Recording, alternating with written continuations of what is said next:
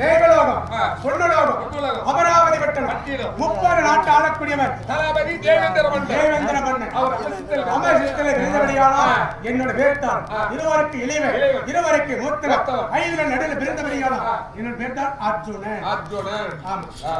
அப்படி அர்ஜுனன் சொல்லியிருந்தாலும் என்னை கண்டால் யார் யார் எப்படி இருக்க வேண்டும்?